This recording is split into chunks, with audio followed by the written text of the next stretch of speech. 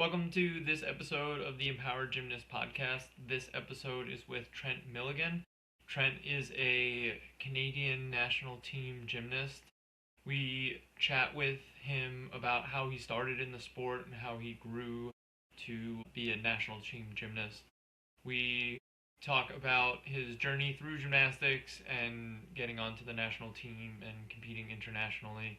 We talk about his relationship with his fellow gymnasts and his coach, which he has a great relationship with, and how his relationship has grown since he started in gymnastics.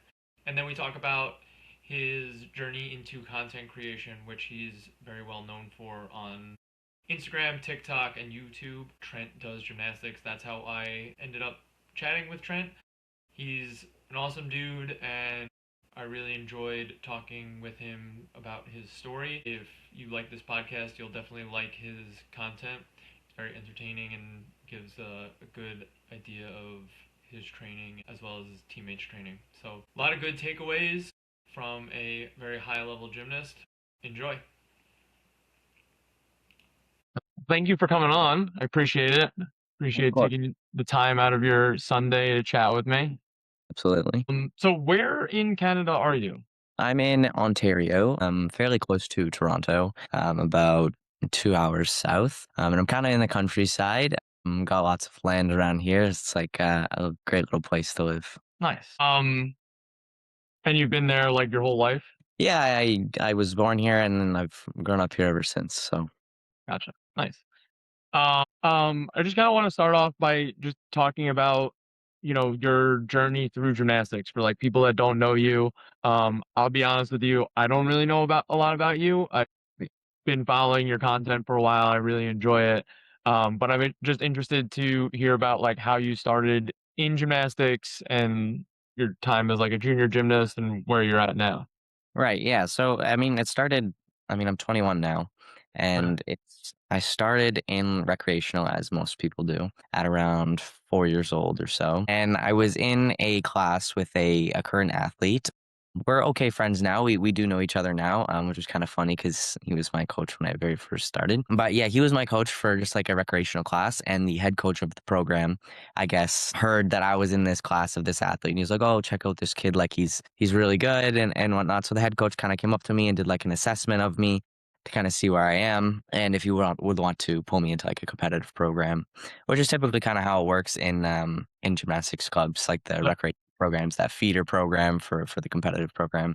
And so he did like an assessment, and that day after he assessed me, he came up to my parents and said, "Look, I want Trent to come into the competitive program at our club here." And once I joined the competitive program, it was like there's a pre-competitive program we have, and then there's the actual competitive program. And the pre-competitive program, they'll still compete, but they won't do like the provincial meets and the harder meets per se. They'll just do kind of easier ones, more for fun to get that introduction into gymnastics as a sport. So I started in that, and I never actually even competed in and did the pre-competitive competitions because I ended up bypassing that. As a young gymnast, I did excel quite well. So I by that time I think I was in that program for about a year or so, and then I was pushed into the actual competitive program and continue training there. When I started that, I think I was about 7. And at that time, I wasn't old enough to actually compete. I believe we have to be 8 to compete in Ontario. Held back for a little bit just to like build up those skills and ultimately meet that age requirement. So I was allowed to compete. So I gained all those skills. I turned 8, and then I registered my first competition. And I remember, I don't remember it too well because it was a long time ago, but I believe I got some medals on a few things. My coach had definitely built my foundations well and was able to get me on that podium. So that was great. And then as a young gymnast, level 1 and level 2, like I was always kind of like right there at the top of the podium. I had a few competitors that were just with me as well. So we're definitely pushing each other at a young age, which it was very important. Because you always want to beat the other guy, especially when you're young. You're very Yep. podium is like a really big thing. Like even if it's at like a small competition, you getting that medal is like really rewarding, I guess. Yeah.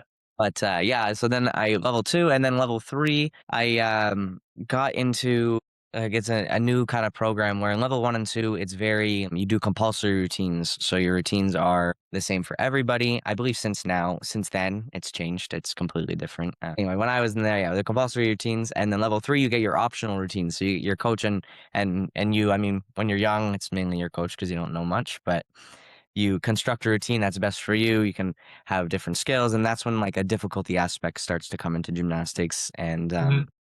you can learn all these new skills. So even from a young age, my best event was always parallel bars. I've always excelled on that, like good form and everything that helped me achieve that podium and those results there.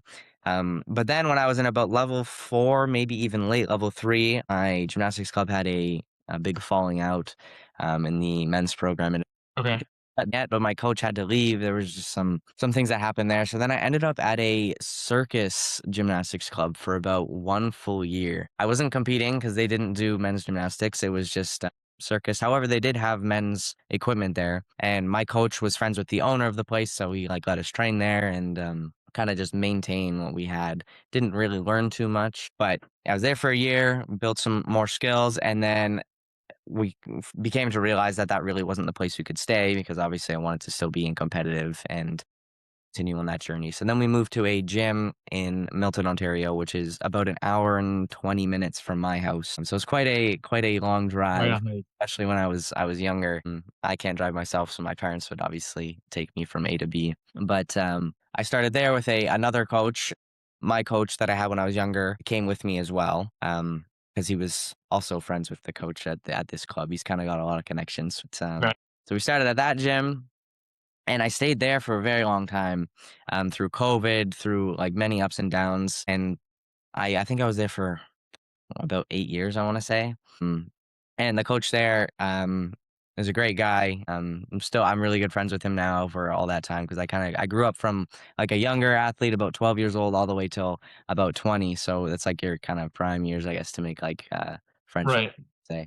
So I'm good friends with that coach. And then my original coach that I had during COVID, unfortunately, he did end up getting laid off. So I kind of had a transfer over of coaches there during that time, which it does have a big impact, I think, on the development of athletes as a whole, just because you're so used to one style and then it's a new style. The coach doesn't know you as well. There's just so many things, and just like the change in general kind of just has an impact on your progress, I guess you could say. Right. But when I was at that gym, that's when I started to have very good competitive results.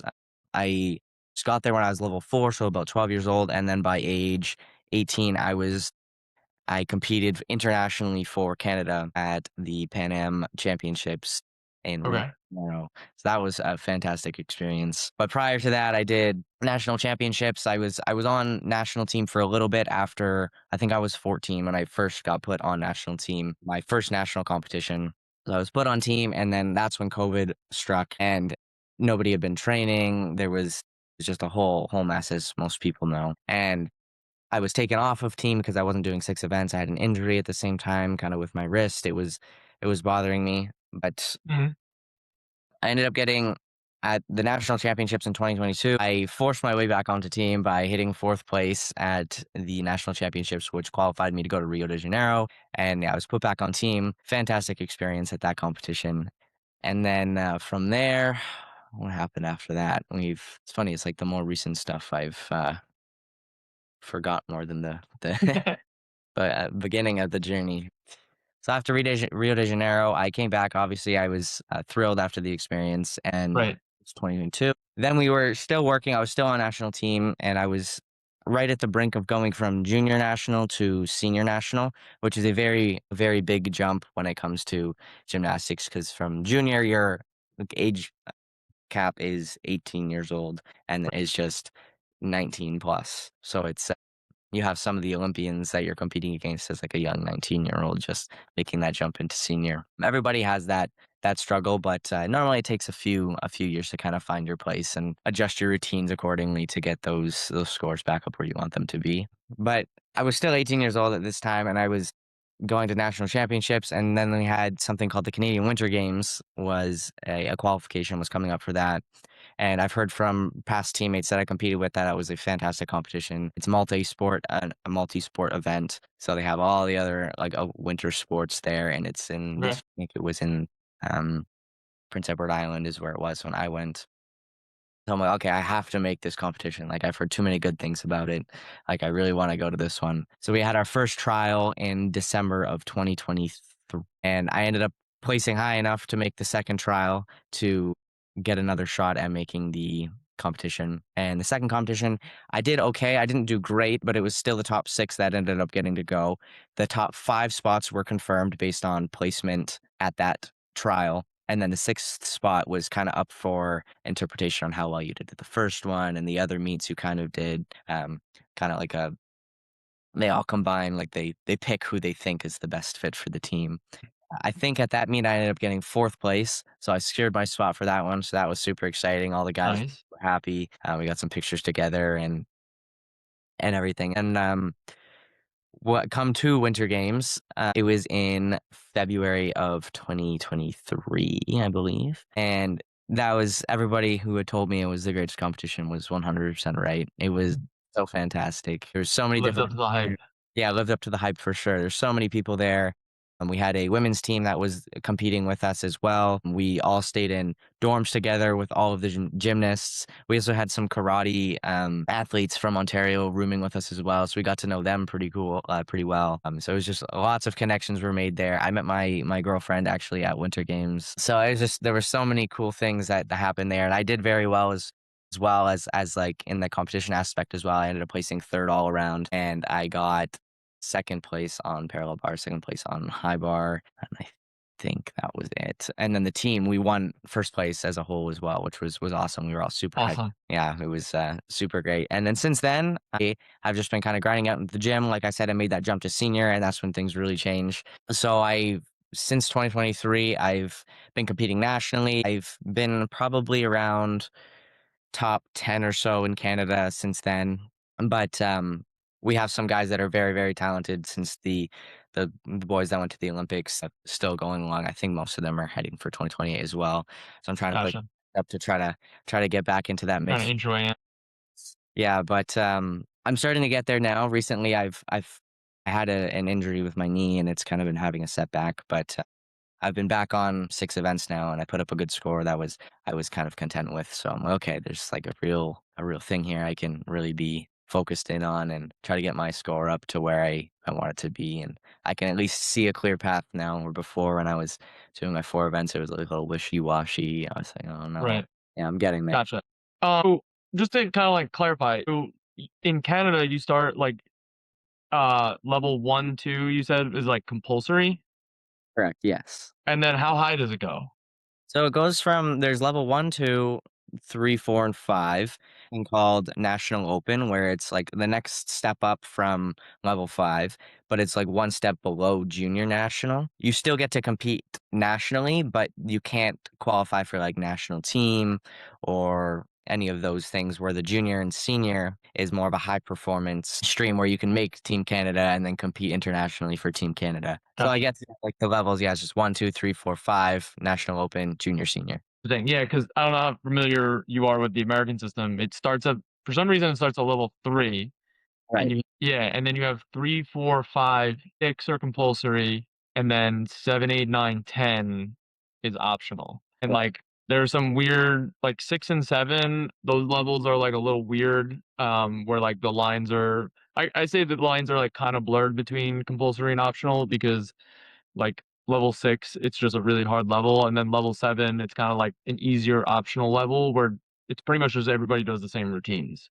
So it's almost like a compulsory level. But it's interesting to see another country's system and how different it is. Yeah, like I'm curious, I guess, in like other countries outside of the US and Canada, how it kind of works over there. Yeah. Sure. And I guess I mean, I'm sure there's different like cultural and like number differences, like just the amount of kids that are involved in the sport. Like, I mean, in America, kids are definitely more likely to do like soccer or baseball or something like that. I'm assuming it's similar in Canada, but you might get a country like Japan or maybe even like South Korea or China where I mean China probably has a completely different system, but in Japan, they might be a little bit more interested in doing gymnastics than some other sports. Yeah, I heard from somebody. I don't really remember who it was or where if even they got it from a credible source, but I heard that gymnastics is like the most second most popular sport in Japan, which is Oh, really? yeah, I think it goes baseball and then gymnastics. I have a That's fat interesting. I don't really Yeah, know. I know baseball is big over there, but like, I mean, obviously they don't have American football, but I'd imagine soccer would be pretty big over there too. But yeah, I mean, I think gymnastics is culturally bigger in Japan, so it would make sense that it's up there at least more so than America and Canada. Right, yeah, and I mean, it shows that if it were to be their second most, it definitely shows, like, they're phenomenal. Oh yeah, they're so good. Yeah, It's when you have a insane. bigger pool to pull from, you definitely can find those better athletes as well, like, there's just so much more talent put into it, so Yeah. I mean, just like, other sports here, like there's more talent to pull from for like baseball, soccer, football. So we're better at those sports. But yeah, I'm sure I'd be interested to see how like the compulsory and optional tracks in Japan and other countries are as well. yeah, for sure, it'd be interesting. You said that like during your time, you were struggling a little bit with a wrist injury that took you away from like the national track. What was going on with that? With my wrist, I believe I had something to do with I think my growth plate was a little bit Okay. weak there. I think it was like a little bit too long or something like that. I was about 16 or 17 during the time. So it was like that prime my growing years as like a male gymnast. So I had like some problem with my wrist. I couldn't put a lot of pressure on it when I was doing like pommel horse, and Mhm. the vault affects it as well because you're really running onto that table and hitting it pretty hard. But I ended up scratching pommel horse for that competition. That was in the middle of COVID, so we had our online competitions. We had to submit videos and stuff. It was quite an interesting process to say the least. Because so I remember I did a vault at that competition, and well, online competition, and I run down the vault strip, do my vault. I don't remember if it was good or bad. I vaguely remember me taking like a horrible step or like something like huge, like very big error. And then the judge was like on the computer or something, and like they forgot to turn him to watch the routine. So they're like, what do we do? We didn't see the routine, like go again, and it was like significantly better. I'm like, oh no, like that was a shame they did. Yeah, it was a very interesting time, and we had to print out some sheets with our names on it and then hold it in front of the camera and then move it to the side and then show the routine. It was really interesting. But I guess it comes back to my wrist injury. Like it definitely was a setback, and it was a little bit upsetting that I was taken off the team. But I think it gives you more of like a drive to want to get back onto that team, and it gives you a good incentive to work harder in the gym. And yeah, it's like even though it was like a setback, and like it gives me more time to focus on say the other events as well. Like my pommel horse has never been my best event, but it's never been my weakest event as well. Um, Mhm. I kind of just I had it at a good spot at that time, so I guess it allowed me to catch up on rings a little bit and on vault a little bit to compensate because those were my weaker areas. I mean, they still are, but yeah, it definitely helped in some ways, but it was a little difficult in other ways. Yeah, and I like how you phrase that. Like, you probably could have taken it very poorly in that, it took you off the national team. You couldn't do some of the events that you probably enjoyed a little bit more. So I think a lot of people might have taken that as a total negative or a total loss. But I love that you changed it and kind of like reframed it for yourself as an opportunity to work on some of those events that you're not as strong as and make yourself a little bit more well-rounded of a gymnast. And I'm sure when you came back and were cleared for the wrist injury, it probably helped push you further, like, in the long run. Yeah, like my all around scores definitely improve. I could pick up my slacks in those areas and get those scores a little higher. So then when I do come back to pommel horse, my score is still relatively okay and just a few upgrades here and there, and then I'll be right back where I need to be. How did you do anything to deal with, like, the, I guess, mental aspect of it? Because again, like, it definitely sucks to train so hard to be on, like, national team and then have a setback like that. Like, was there anything that you did, or did anyone help you through with that? I didn't do anything specifically to like help my mental health. However, I did have a teammate that I was training with at the same time who was in a very, very similar position as I was. But then we just like would laugh about it. Oh well, like it is what it is. And we became very, very good friends and we still are to this day. But yeah, I think having him and like even my other teammates as well, like there was never a dull moment at practice. So I was always like happy to go into the gym, and even just the interactions with your teammates and stuff just helps to get yourself over those, I guess, hard times. Nice. Yeah, I feel like that's something a lot of people will advocate for is like even if you're injured and even if you can't like do a lot, like if you had a surgery or something and you really can't do much of anything, just going into the gym and staying in that environment definitely helps, especially when you have supportive teammates or a teammate that's going through a similar experience. So that's definitely I feel like a big takeaway from that. Yeah, and like even going to the gym now, like as an older gymnast, I obviously I'm there to train and to improve my gymnastics, but I don't remember really like what I did that day at practice. I more so remember the stupid jokes me and my Yeah. teammates day. So yeah. Yeah, I think it's more about those fun times because I'm sure for you, there are definitely some days where it's a grind. You're just doing the same stuff over and over. Doing anything to make it fun definitely helps. Yeah, and it certainly does. Yeah, you enjoy the process. Yeah. Going off of that, I mean, you've been super big on like Instagram. I'll be honest, I don't know if you're on other social medias because I try to just stay on Instagram because I know other things will take up too much of my time. But you've been super big on like the content creation. Do you feel like that's just a different way for you to kind of keep yourself entertained in the gym? I don't really film too much during practice. I'll film it like after I finish training.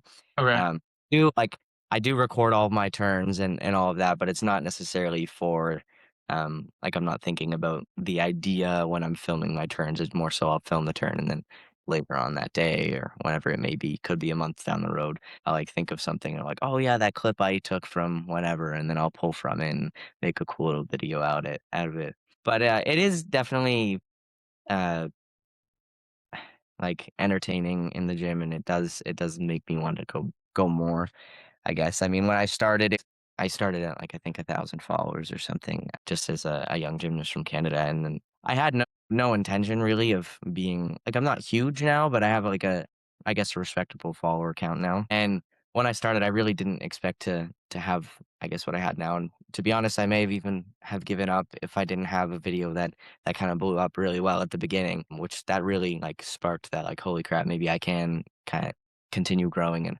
get to be a bigger creator, as well as like the feeling, especially when you're just starting and you get a video that goes viral, you like have a crazy feeling inside. You're like, whoa, this is so cool. And then that definitely pushes you to keep going as well. Yeah, I guess that was gonna be kind of my next question was like, when you first started, was it something that you did eventually want to like get big on? Like, I feel like the first person to really get big on, gymnastics content creation was Ian Gunther, and you get a couple kids that are trying to do stuff like that.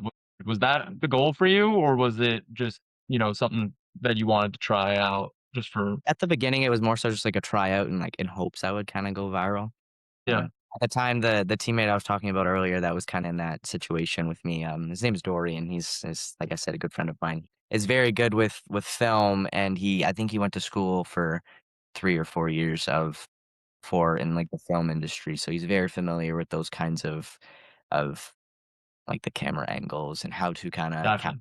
the attention of the audience. So at the beginning, like he definitely helped me a lot when it came to trying to get videos to go viral. But like I said at the beginning, it was really just for fun. And then I think with his side of knowing how to do this stuff, and then my ideas, we kind of like put them together, and then we ended up getting something that turned out really well. And then from there, once that video went, we wanted that feeling again to like have Right. that video. So then we continued, and then yeah, it's kind of since then I don't train with him anymore, but at the beginning he definitely helped a lot. Which video was it that went? What was like your first viral one? My very first viral one was a trend that was going around. It's like to the song Surround Sound where you have a phone taped to the ceiling and it's kind of like an aerial view of normally people like turn their flashlight on and they'll make like a dance circle and people like freak out and whatever, do some cool moves in the middle. So we're like, oh, like, how can we bring this to gymnastics? So I looked at the high bar and we had a beam that was like right above the high bar. So I'm like, oh, this will be cool. Like we can like tape the phone to the ceiling and then we can do like our cool like release moves or dismounts Yeah. and stuff like I've never seen anybody have that POV before. Like that's like super cool. So we tried to play it out how the trend was as well. We'd like start off show us putting the camera up there, and then to the beat of the song we would do some our like release skills. Like I did Lucan, Dorian was doing Casina. We had a guy Mihai, he was doing like triple back dismount. So we did some pretty cool, respectable skills. And I mean, honestly, the biggest thing that came out of that, it was people saying, "How do we get the phone up there?" Like, it was nothing but Yeah. gymnastics. It was just, "How did you get the phone on the ceiling?" And then you just reply with something silly, like whatever, like I don't know, we used a drone or like something stupid. But Right. yeah, that was the first one. That one did okay. It wasn't as viral as some things I have, but that was like the first one where like, whoa, like this is cool. Like we got, I think it was like 300,000 views or something. But from my Mhm. previously had, I think 3 or 4 thousand views. It was definitely a big jump. So Nice. Yeah. It is interesting to hear, like, how you're like, what you're thinking of and how you're doing it, but it is, like, kinda statistics, like, it's a little bit of a numbers game, but it's also, like, a grind, like, you gotta find the trends, you gotta put it all together. There's the editing, which it definitely helps that you had a friend with you, and then, like you said, it's a lot of replying to comments and stuff like that. It's definitely a lot of work, and it's seems like it's paying off, and, I definitely like watching your stuff. It's entertaining, and it's cool to bring some attention to the sport too. Like, gymnastics used to be, like, something that people only cared about every 4 years when the Olympics rolled around, but now with a lot of jumping on trends and social media and stuff, it brings a lot back to the sport too, which is cool. yeah, it certainly does. The videos, like social media is such a huge platform and there's so many eyeballs that you can show yourself to just by like clicking posts. So Right. it's super cool to have gymnastics, like you said, not be a 4 year thing. It could be a daily thing, to be honest. Like I'm sure with me and even Ian and Fred and all of those guys as well, Mhm. probably have the majority of their followers probably are not gymnasts because like some of them have over a million, over 2 million followers or subscribers, and I don't even know if there's that many gymnasts in the world. So Right. Yeah, it brings a lot of attention, which is cool. One of the cool things, that I noticed in your content is, especially, like, as a coach myself, I noticed that your coach is in some of your content as well, and I think there are some people that can relate that, like, if they're a coach and a kid came up to them and was like, "Can you be in my video?" They'd be like, "No, this is stupid, like, go do your strength or whatever." But it seems like your coach, helps you out and does some of, like, the I don't wanna say stupid stuff, but, like, the fooling around with you. Um, has it always been like that? Like, is he, um, but gung he ho for helping you out as well? he does sometimes even come up to me with ideas now that he's Okay. roped into this content thing. But he was my coach that I very first started with, the one that kind of pulled me aside and did my like little assessment. Oh, really? That was the same coach, and then when COVID came around, he ended up getting laid off, so then I transferred coaches, but then when I moved to Gymnastics Energy, which is my club now, just over a year and a half ago, I would say, he was the coach here, and the reason for my move was my other club in Milton was closing, which is a big problem in Ontario. Clubs are just Right. dri crazy, but, yeah, so I came to this new club, Gymnastics Energy, and my coach from back when I was 8 years old was the coach there, and he's a very, very fun and very outgoing guy. That's I guess Okay. for sure. And he when he was younger, I believe he's told me before he wanted to be an actor of some sort. So he kind of had that like in him already, where he wanted to be on film and all of this stuff. So then yeah, like I would bring it up to him that I'd have like some video and I'd explain the video to him, and he'd laugh about it, think it was funny. And then since he is an actor, he's very great at like portraying himself in these ways that I need him to. Yeah, it seems like he loves doing it, as far as I know. Yeah. Yeah. He doesn't he's doing a great like he does. But that's awesome that he's even coming up with ideas for you. And I think it kind of goes back to what you were saying before. Like you said, you've had to switch coaches a couple of times, and there's a little bit of the adjustment period. But it's also, like you said, when you're in that system, like you're used to that system, but it's also like you're building a bond with the coach. And it's cool to see, like, that you guys, started off with this bond and then it kind of came back full circle and you're working with him now. And I think that probably plays a strong role in, your success as a gymnast, as a content creator. Yeah. Right, yeah, and even when I was in that switching from gym to gym, when I was originally with my coach I have now when I was younger, I was like almost scared of him because when you're young, you know, like everyone's afraid of their Yeah. coach. But when COVID hit and he ended up getting laid off, he wasn't my coach. And then I grew up like almost as like into an adult where I was 19. And through that whole time, I still knew him and I was in contact with him, but he wasn't my coach. So I could build like a different bond, I guess, with him. When I was with that other coach at Milton, I came in there a bit older. So then same thing, I could like have a different relationship with him. So I think when I did end up coming back with Tudor, the coach I have now, when I did end up coming back with him, we had a different necessarily athlete to coach connection. It was more of like a just a person to person, friend to friend kind of connection. So it's different. Like even approaching him to ask him to be in videos or even just talking about gymnastics and what I want to do today or he wants me to do today, what skills we want to learn and all that stuff. It's just a different relationship, I think, than most people and athletes and coaches might have. Yeah, and I think that's important, especially based off of like the stage of life you're in. Like you can't I wouldn't say you would really want a friend to friend coach with someone when you're like 10, 11 years old. Like you're just very different people, personalities, obviously, because of the ages. But it'd be weird to have that type of relationship with a kid. But now that you're an adult, like you guys are both adults. So it's going to be just a generally different relationship. And I think that if like the coach or the kid was trying to force a different relationship, like more of a kid to adult scenario, it probably wouldn't work out.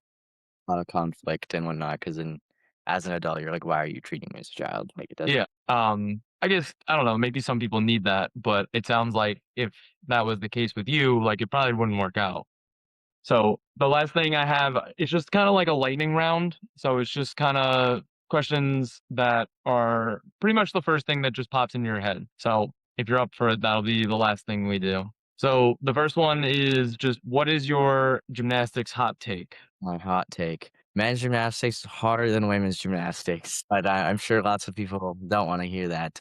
Do I go in depth with it or kinda just, like, leave it at that? Yeah, if you want to give a little explanation. Well, I'm thinking, okay, so we have or I guess you could say men's gymnastics is harder than women's gymnastics, but I think men can also do women's gymnastics. We have high bar, which is similar to the uneven bars. We Yeah. have floor and they have floor. I'm sure the artistic component we could it's not for everybody, but I'm sure some of us could learn it. Vault is vault, same thing. And Yeah. personally, beam is just floor in a straight line. So I think it's not too much different to learn there. If I can already do a back handspring and a back layout, I mean, I just have to adjust to doing it in a straight line. I already have the Yeah. skill, more technical and more fine tuned on that. But then I guess if you look at men's gymnastics, like they don't have rings or anything even that compares with rings. They don't have anything that Mm, compares with a horse or anything that compares with P bars. I've seen the occasional girl do a kip on P bars. A kip is something that translates from bars, I guess. But that's beyond that, like you're not seeing them do swing to handstand even, and that's like one of our most basic things. right. Yeah, I mean, we might be biased, but I'd be inclined to agree with you. I had a coach who used to say that women's gymnastics is like just the concept of it is very frustrating to him because they have three events where it's essentially dancing and tumbling, running and tumbling, and then tumbling in a straight line, and then they just do bars. So it's kind of like a similar thing to what you're saying. I mean, men's gymnastics has six events versus four. So again, might be biased, but I'd be inclined to agree with you. I've fooled around a little bit on uneven bars as well, and I pick things up quickly because I mean we have high bar. I Right. play quite well. I mean, there's another bar there, but I don't know. I pick it up quickly personally. Yeah. No, I'd agree. All right. So second one is what is something that you changed your mind about recently? Changed my mind about recently. Or it doesn't really have to be recently, but what is something that you changed your mind about? Well, I had a routine I was planning to change, I suppose. I was on my P bars, I do giant and then giant to one bar, and then I do the Healy out. I thought that was a super good thing to learn at a long time ago, which I ended up learning it and I've competed it many times and I've hit it multiple times. However, I find it now to be I wouldn't say it's more inconsistent than it used to be. I think it's probably more consistent, but hitting it in competition, going to that one bar and having to hold on the one bar is very, very tricky and it has to be very, very perfect. So I was considering changing my P-bar routine to start with like a peach to handstand and then do a DM it off to one bar because in my mind that seemed more consistent than the giant one bar Healy down. But I was on a short time frame, and it certainly was not going to get done in that time frame. So I'm like, well, no, I'll go back to this stupid thing, but whatever. But then I ended up hitting it at my competition, got like personal best score and everything. So I'm like, yeah, okay, maybe it's all right then. I don't know. Nice. Yeah, and I think that's something like people can learn from too, because I feel like sometimes someone's so laser focused on doing one thing because they think that it's, the best way to do something, or it's going to be the most consistent, whether it's a gymnastic skill or even like a plan that they have for life or career or something like that.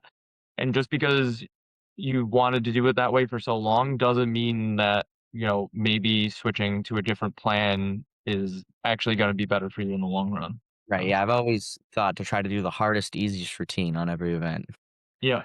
Have something you can hit every time, but it still has difficulty. And gymnastics, there's so many different options, so many devalued skills that you can pull from to try to find what works best for you. So Yeah. And that's the other interesting thing is like you said, skills get devalued and rules changes and all that stuff. So you gotta almost be prepared for anything. So just because you've done something for so long doesn't mean, in the next quad there might be a rule change where you can't do that combo anymore or something like that, or you have to pivot a little bit. yeah, and the rule changes that we have in men's gymnastics are for some reason so dramatic. Like they're Yeah. humongous every single time. They never like fine tuning. It's like crazy changes. Yeah. You fully adjust. Yeah. They always have to find a way to make this sport even more difficult. And then try to get people to push for bigger skills and it's just the whole Yeah. All right. Next one is, what is something that has nothing to do with gymnastics that you enjoy doing? So I'm actually in school right now to be a pilot. Okay. So that's definitely a different thing aside from gymnastics. But yeah, I'm working towards that right now. I'm just flying like the Cessna 172s, the small four-seater planes. Okay. Uh, but I'm working towards getting my private license, and then from there, I'm not sure if I want to go fly commercially or what I want to exactly do. Ideally, I want to be in the big jets at the end of the day, but that exact career path. But I'm loving it. I find it has some similarities to gymnastics as well, where sometimes I won't fly for a while, whether it's weather or I'm on vacation or something, and I come back and I can even like feel rusty, where it's not Mhm. not as sharp as you normally are, especially with landings, like you're in like a small margin of error. So Right. it's definitely something you have to consistently do to feel confident and feel like you have that muscle memory. Because I could drive for probably not drive for a year. I come back and I can drive a car like nothing. And I don't think it's the same. Same with gymnastics. Yeah, a little more touchy than driving, I would imagine. I'm sure like the high flying nature of flying is also similar to gymnastics, takeoff and landing. Yeah, it's like an adrenaline rush as well. Like I Yeah, had a run not too long ago where I came in a little bit and I was a little bit low to the ground and I went to do like an overshoot and like so I didn't land. I went to go over and like something happened. It wasn't too crazy, but I definitely scared myself really bad. yeah, But everyone needs an experience like that. So kind of keeps right. it. Nice. All right, last one is, what is something or someone that people listening to this should check out, whether it's like a book, an Instagram page, an app, something that, you enjoy or experience that you think everybody else should check out. There's let's